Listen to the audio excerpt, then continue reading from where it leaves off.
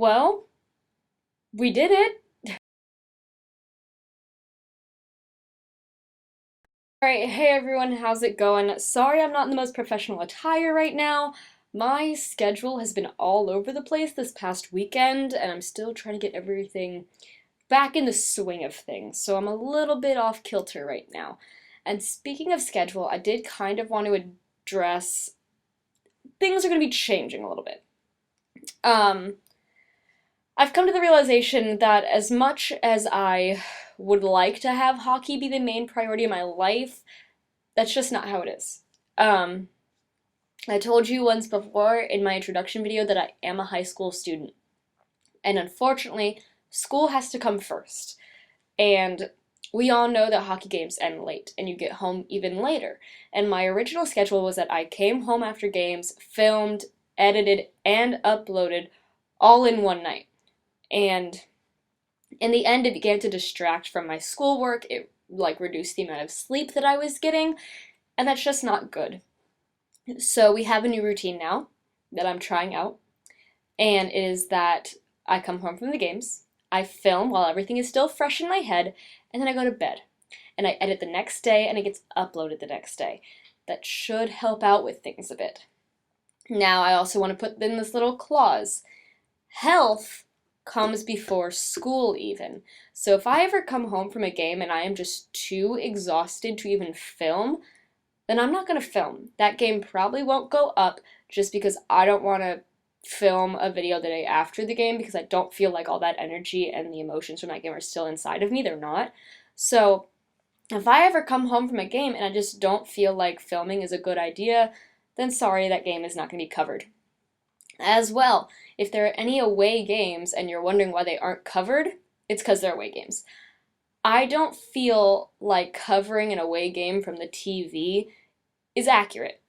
There's a reason why play-by-play announcers travel with the team. They call the games from the game. They're not sitting in an office 1,000 miles away calling the game because it's just not the same.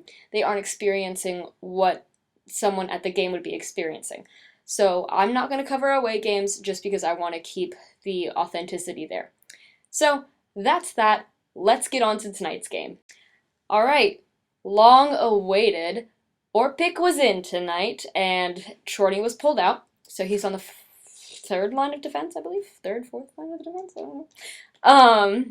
As well, Williams and Richards are facing their former teams, so everyone just hoping that they score. And to go back to Orpik, November 10th was his last game. So he'd been off for a long, long, long time, but he was back in tonight. So let's move on to the first period. So we start off super early, a minute 53 in, and the Kings have a holding penalty on number 22. We're having a lot of great recoveries, and we're good at getting the puck back, and we're having a lot of opportunities, but we're really just not taking them, which is really, really disappointing. We have so many scoring chances, and then just never happens. A lot of missed calls from the ref, which I will continue on throughout this video, is that there are a lot of calls that should have been called that weren't. Really frustrating. Good work from Orpik. He hopped back in and he went on like a normal defenseman. He wasn't like the golden boy that he was when he went off, which is totally normal. Like, you've been gone since November 10th. We don't really expect you to come back and be the star of the show. But he was doing really well for it being his first game back. Got a holding penalty on Oshie about 9 minutes in, and then the Kings got called for tripping. And I just want to, talk a bit about the people that were in my section sitting next to me. They get here, and immediately, this woman, I sit up in, I sit on the end, but it's like the end of the end, so there's a bar in front of us, and I like that bar because I have a fear of falling. So I like the bar because it helps me, not be so nervous. First thing this woman does when she sits down is she leans directly on the bar. And I'm like, this has got to be your first hockey game. You don't do that, you sit back. And immediately our usher from our section comes up and he says, hey, ma'am, I need you to sit back. People behind you can't see. She does it, she complies, but as soon as she leaves, she looks at her friend and she's like, wow, if he wanted to talk to me, he should have just asked for my number like a normal person. And I'm sitting there like, lady, he doesn't want your number. You actually have to sit back. And she was like, it's not like the people behind me can't see. And I'm like, actually they can. So then she decides she's going to kid around a bit, and she starts to sit forward as much as she can.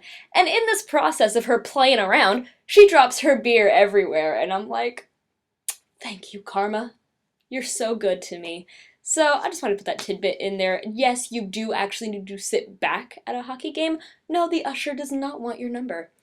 So, just wanted to throw that in there. Still a lot of penalties. Burrow got called for holding, but the PK work was really good and really strong, which was nice to see. And phenomenal work from Grooves. Absolutely incredible. Love to see him in goal.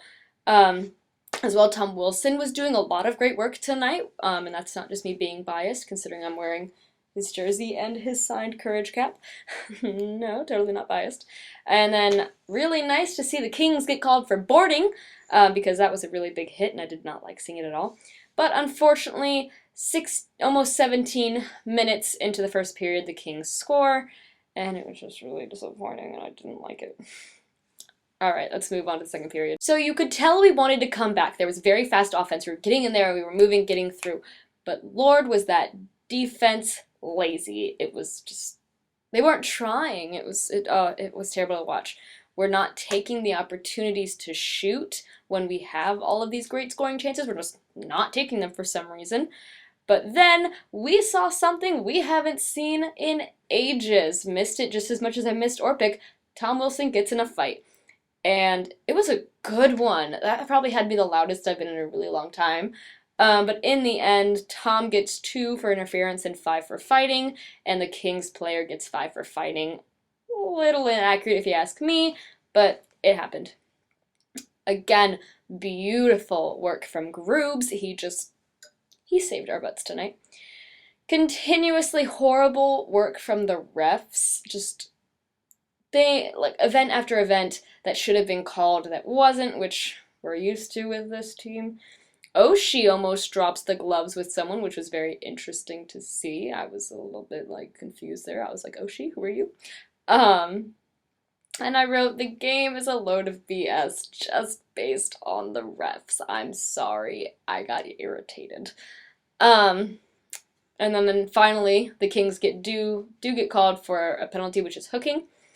And it was really frustrating to look up at the shot clock and find out that the Kings have over twice the shots that we had, which, was believable watching the game, but it was just really, really frustrating.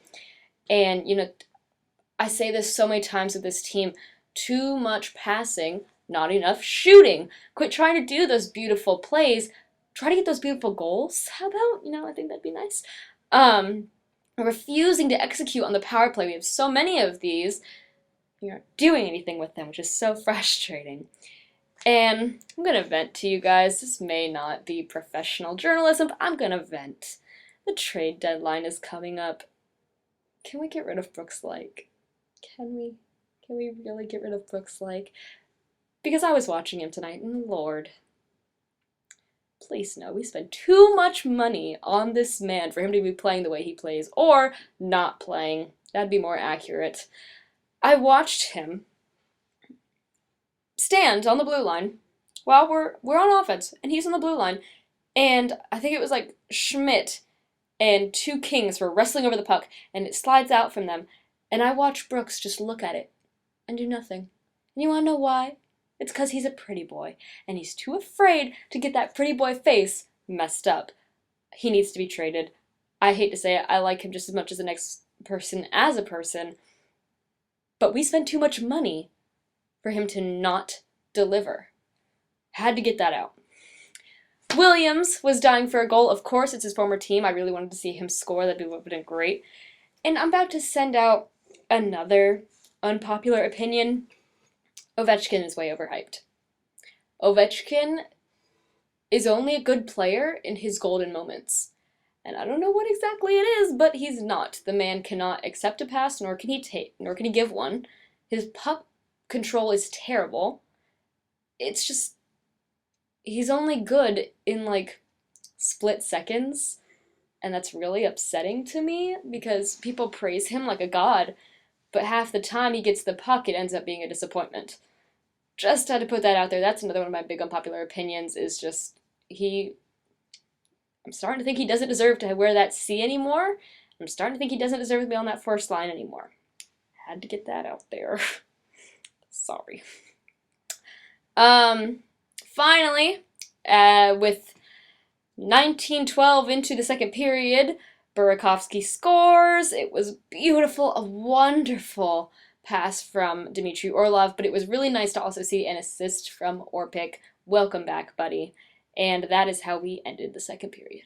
Moving on to the third period, the Kings also started it out with a hooking call. We came back with more energy and we're also more physical, which was really nice to see. I've always said it that I hate we get ourselves into these kind of situations and we wait till the last minute to fix it.